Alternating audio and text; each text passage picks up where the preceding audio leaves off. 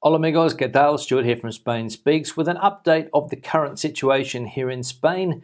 Day 30 of the lockdown, that's right, day 30.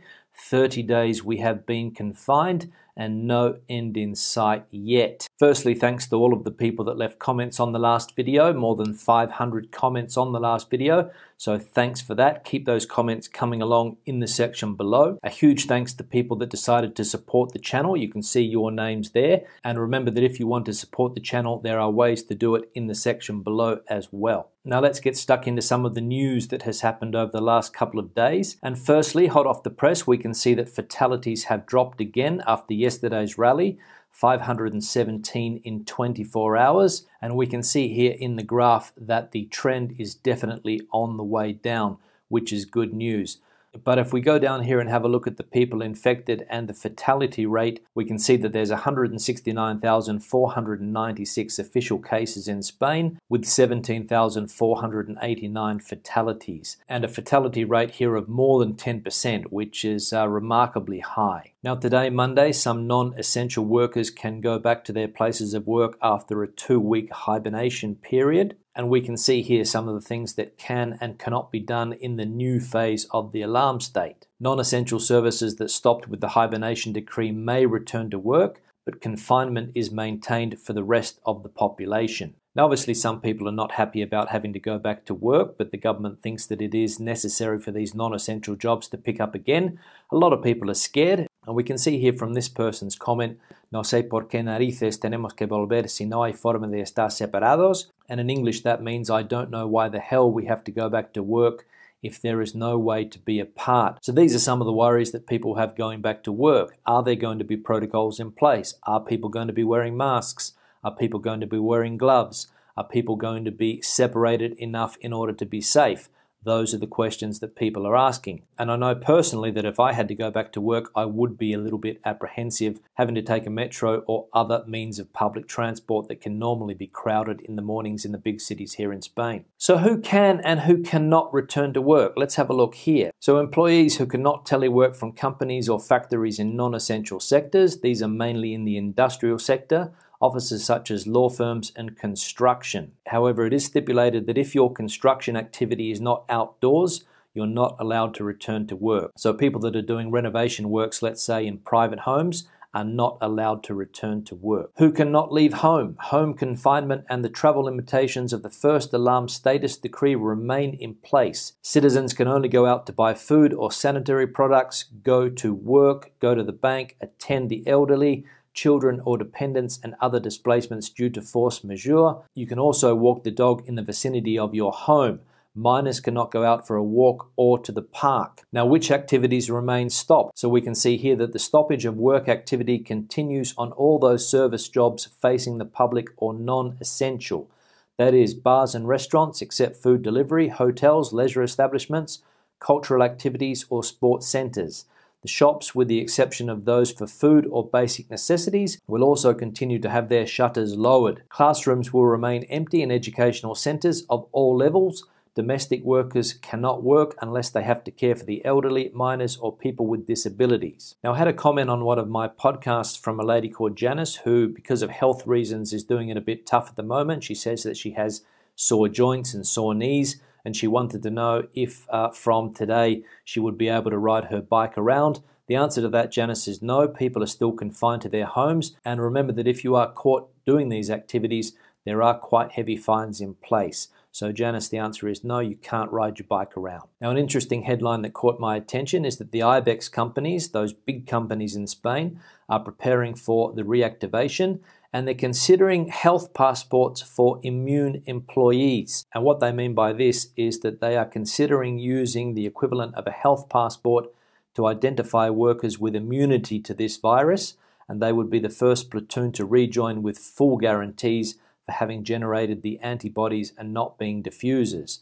So people that have recovered from the virus, people that have gone through the virus could get a health passport, which means that they are able to go back to their places of work, and people that haven't gone through the situation yet will obviously have to remain at home or remain working from home. Now, somebody in the comment section also pointed out that the European Parliament will investigate whether Sanchez's state of alarm has violated fundamental rights. Apparently, in the opinion of a Spanish lawyer, what the government text pretends to be limitation constitutes in reality an effective suspension of the rights of free movement, which is a fundamental right of the person included not only in the European Convention on Human Rights, but also in other international human rights treaties, and of course in the Spanish Constitution. So this lawyer obviously thinking that these measures in place here at the moment are anti-constitutional. Now, the newspaper in question got in contact with the Human Rights Commission of the European Parliament, and they confirmed the receipt of the complaint. And they say that we are currently studying the case. And it was presented by Spanish lawyer José Ortega. So here we can see that some people obviously feel that their human rights are being violated, and the lawyer has decided to take the case to the European Parliament. So it'll be interesting to see how this situation ends up. What's your opinion on this? Are our rights being violated, or in a state of alarm, does the government have the right to do whatever it feels necessary? And finally, another headline that caught my attention about Sweden. Remember that Sweden is one of the countries that has decided to do things a little bit differently.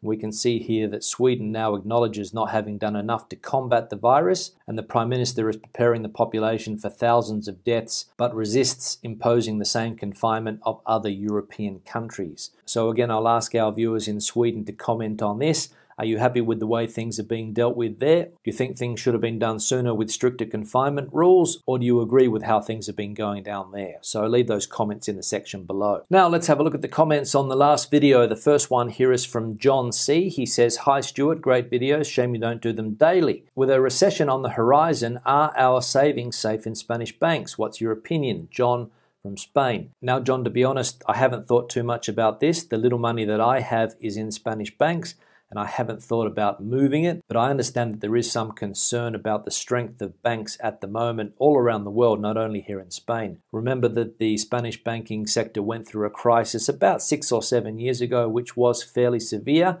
and the government does have guarantees in place to protect savings of up to $100,000, and I don't think there's been any changes to that legislation as yet. So money up until that amount apparently is still guaranteed from the government. However, you could argue, does the government have enough resources? So I'll open that question up again for the viewers. What's your opinion? Is our money safe in Spanish banks or in other European banks at the moment? Another comment here from Adam. He says, "Online education is coming. Governments will unburden themselves in a big way. This will result in burdening working parents beyond reason. It will also result in decimating the education sector, currently the largest public employer, as one single online teacher can reach hundreds of thousands." Yeah, good comment, Adam. It is true that at the moment a lot of schools have been forced into an online learning scenario. In fact, there are lots and lots of online learning platforms out there. In fact, about 6 or 7 years ago, I did a postgraduate course in online education, so I know a fair bit about it, but it remains to see whether traditional schools will follow this model in the future. But you are right that online education does have that potential to reach a lot of people, and the traditional classroom situation could be in danger. But who knows? Again, I'll let you guys discuss it in the comment section. Another comment here from Marian Miller. She says, "Thanks, Stuart, for keeping us in touch. We're from Ireland but living in the province of Granada and really appreciate your regular updates as we are fairly isolated like so many. As you described it, much easier to enter a lockdown than leave it. We are really interested to know how Spain and others are going to do this. Any thoughts? Incremental extensions to lockdown are obvious. A bit like a delayed Ryanair flight. Keep up the good work, Mansell and Marion." Yeah, it is true. There is a rumour that the lockdown is going to continue beyond April 26th, maybe go through to May 10, possibly even longer. Nothing official yet. The Prime Minister did hint in the last parliamentary session that there most likely will be an extension beyond that April 26th, but I'd probably put my money on there being an extension at this point. Another comment here from Helen. She says, "Thanks so much for the updates, Stu. You've kept me informed while in quarantine and a familiar voice to hear when none were around. On my way back to Australia now. Enough is enough for me. Stay strong and keep laughing." So interesting here. Helen, obviously an Aussie that's been in Spain, decided enough is enough and she's been able to get a flight back to Australia. And I suppose it is the case of a lot of people that are in this situation. They don't want to be in Spain, or they don't want to be in another country while this is going on. They'd prefer to be back home because the situation is a little bit better in Australia at the moment. There aren't as many cases. But again, we don't know how this is going to pan out in the future for any country around the world, really. But Helen decided to go back to Australia and leave Spain. Now, one here from Andy. He says, my Spanish friend went to the pharmacy today and was provided with a free face mask. However, when I went to collect a prescription today from the same pharmacy, there wasn't any masks available. I asked, but I was told they didn't have any. I noticed that all the Spanish had masks. I've lived here 5 years and it's the first time I felt like we are not welcome here and there is a clear bias against us immigrants. Now, sorry to hear that, Andy. I wasn't aware that there was any discrimination going on. I'm not sure exactly where you are in Spain, but if it is the case, it sounds like there's a bit of a problem. I haven't heard any other comments about this happening, so maybe it's an isolated case. I did get another comment here from Stephen, who's in Alicante, and he said that the police are calling at every house handing out masks. Good on them. Obviously, it depends on where you are, but I don't think Spanish pharmacists would be discriminating against people if they're not Spanish. But if anybody else has had a problem like this, please let us know in the comment section below. John Van Kampen says, I fear Spain is underestimating the sociological problems that already exist and still have no solutions.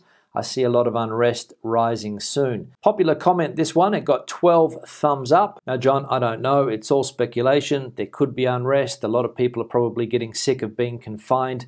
Who knows what's going to happen in the future? I can only imagine that the longer this goes on, the more difficult it's going to be for the police to keep people confined. I can only say that from a personal point of view, I hope that there isn't a lot of civil unrest and we're able to come out of this confinement as smoothly as possible. One here from Betty Boop. She says, update from very, very south, direction Algeciras. Since this morning, armed masked police at every roundabout, stopping and checking all vehicles, papers and purposes. Friendly but very firm. Cast iron, tight security, shops, normal supplies, no fancy goods, stay fit and stay safe, Spain speaks fans. Yeah, thanks for the update there. I did see that there was an increased police presence around some of the coastal areas. Obviously, they were trying to stop people from going to second homes to spend the Easter week. And I think that's one of the reasons why there were increased police controls and checks at a lot of roundabouts, especially in coastal areas. One here from JF Howe, they say, please throw in some Spanish if you like, with subtitles, it makes it more interesting. Bueno, para algunos, como ves, sería interesante verme hablar castellano, pero de momento no lo voy a hacer, simplemente porque la mayoría de la gente que ve este canal habla inglés y no hablan castellano, o a lo mejor no hablan castellano perfectamente, entonces no lo voy a hacer, y la verdad es que hacer subtítulos es un coñazo, así que no lo voy a hacer de momento, pero gracias por el comentario. Leslie says here, I notice you often use the diphthong th for your C and S sounds, which is regionally proper, but you don't use them when saying Barcelona. No biggie, I'm just always expecting to hear Barcelona. Thank you for your reports. Now, thanks for the comment. Normally it depends. I realize sometimes I'm not very consistent on this. Sometimes when I see a word like Barcelona, I just say it as I would in English. But if I see another word like Algeciras or Cádiz, I would probably say it like I would say it in Spanish. So sorry for the inconsistency there. I'll try to improve it in the future. And finally, a comment here from DGN1. Stay strong, Stu, and keep up the good work. This will end. Remember, this is just a blip in the long history of our world. It will get better. Yeah, thanks for the comment there, DGN. I agree with you. This will end eventually. It is just a blip in the long history of our world, as we are all just a small blip in the bigger picture, and things will get better eventually. I don't know when exactly, but I am optimistic that things will get better. So on that note, I'll wrap the video up. Questions or comments, please leave them in the section below. Debate the situation out as you normally do. I'll see you in the next video. Hasta luego. Stay safe.